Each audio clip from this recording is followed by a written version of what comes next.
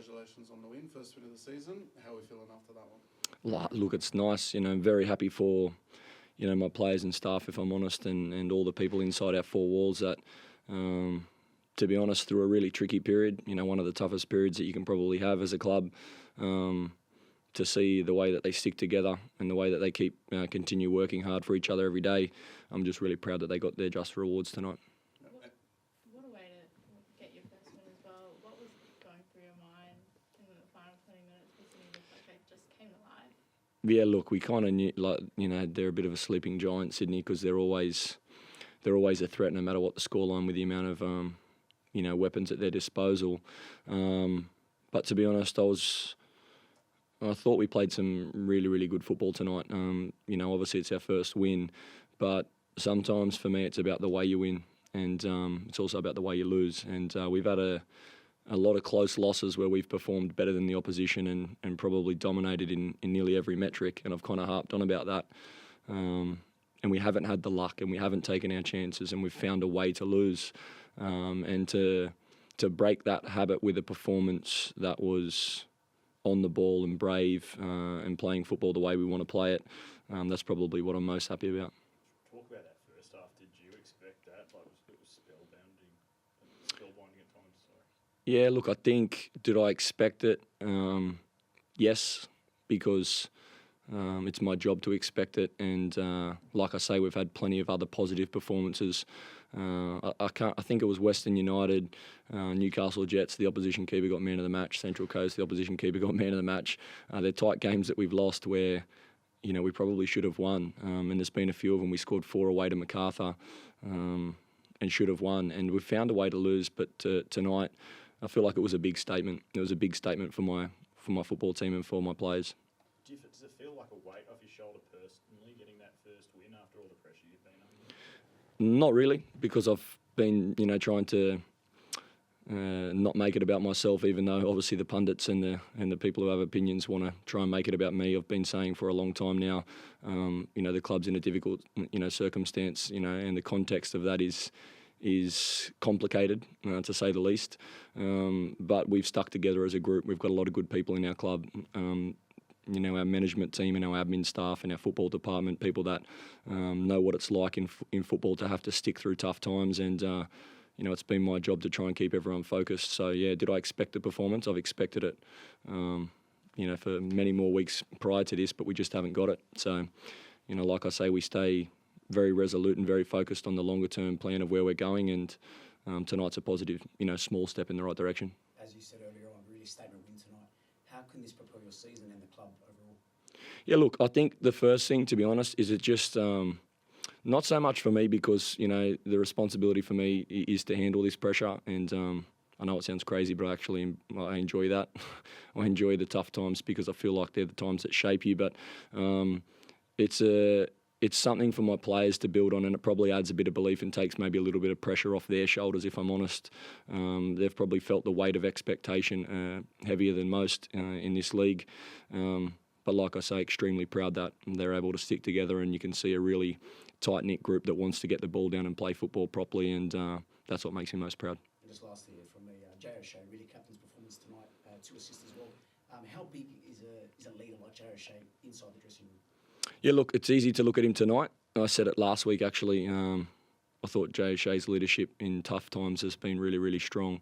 And that's, when you should judge people, in the tough times and in the adversity rather than focusing on them when things are positive. So I've been working really closely with Jay just on how he can grow as a leader. Obviously, taking the armband in this situation has been very difficult. But, like the rest of the group, he stayed very resolute. He's got a lot of belief, and his performance tonight was really front foot. So he deserves the accolades. You just said earlier, like, this pressure has really motivated you and made you. Can you tell us more about that? That's like a really interesting statement. How does that keep you going? What makes you motivate you like that? It's a hard one to, without going into too much detail, I don't really want to talk too much about it, but I've had a lot of people say to me, stay strong, keep going, and I kind of laugh because in my head I think, what's the alternative? And to roll over, and that's not something that's in in my arsenal. It's not in my mind. It's not in my heart. It's not who I am. I wasn't employed by this club to roll over under pressure. I was the exact opposite. I was brought in when the club had lost 7 of the last 8 games, and it was to try and build out of this situation.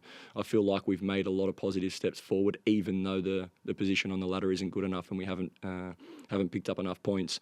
But we've made a lot of progress in other areas, and being in the grind, I would much rather be in the trenches with my staff and my club and my players than I would be giving opinions on it from afar. So obviously, there's been a lot of calls, a lot of scrutiny from Brisbane's performances. It took 14 games to get their first win. Does that relieve a lot of the pressure? Do you think that, the pressure put on by the players, by everyone else, does that help you in a sense now?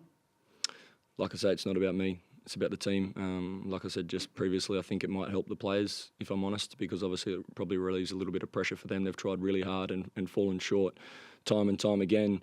I've been in football long enough to know there are a lot of teams that roll over in these type of situations, but not my staff and not my players. So I'm extremely proud of them, and I think it's a positive. It's a small step, but it's a positive step in the right direction. It's something we'll look to build on. Just on your players, what were the emotions like walking in that dressing room after the half? It's why we're in this business. The emotions in the dressing room now is why I do what I do.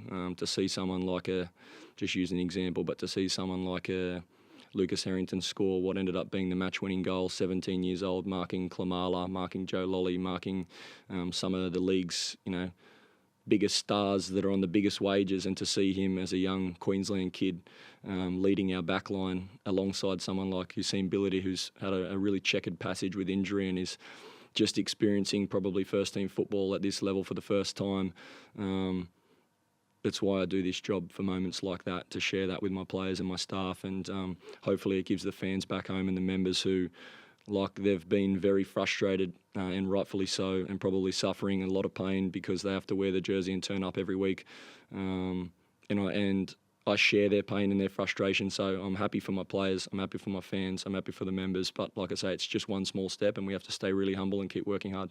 And you keep mentioning it's not about yourself. Surely you've got to give yourself some credit at some point. No, look, I give the credit to my staff. We've been... Again, if you're a team that's conceded a lot of goals on set plays and you're down the bottom of the ladder, as a staff, there's obviously, we have to look within, we have to look at ourselves.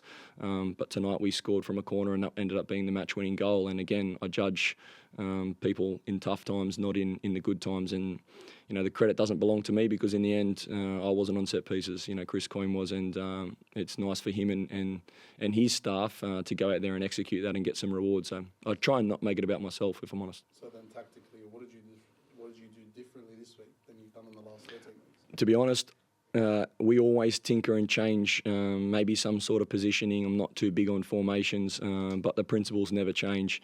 We've got plenty of performances, and there's a very clear process of how we try and play. We've had plenty of performances where, like I say, the football people know, the opposition coaches know, the opposition players know, and my own players know. And the reason they can put a performance like that today is because there's a process and because we understand what we're actually building towards and what it should look like. And it's quite clear. I think tonight, we've probably had 7 or 8, clear-cut chances and could have scored more goals against a really good Sydney FC team. So you don't get that by luck. You actually, in this context, especially, you don't get that by luck. You get that by having a really clear identity. So then, what's the outlook for the rest of the season? What are you looking forward to? What are you building towards? What's the goal, or is it just to not concede so many goals would be a great place to start. To continue to pick up points. To try and make some additions in the window with the resources we have. Again, something I've not been spoken about or asked about, but it's progress for Thomas Waddingham to potentially have a move, and it's progress for our club to be able to take one of our own and develop him. And again, credit to a lot of people for that, and credit to Tommy. But it's small steps, and it's going to take a long time for us to get out of this situation. It's going to take a few windows, which is something I said right back at the start when I took the job. But again, tonight's one to enjoy. I'm very happy for my players and for my club, and we'll look to build on that. and anyone coming in to replace Tom? Look, we want to make additions. We have to be very cautious and very careful. We probably don't have the resources of some of these bigger clubs like a Sydney FC who can go long and far and find the right players. We have to kind of be very clever and make sure we don't panic buy and make sure we don't get desperate. They have to be the right characters and the right profiles to try and fit the way we want to play. And there's a couple that we've targeted and we'll hopefully make some additions. But, you know, January is a difficult window as well. So we won't do anything in haste.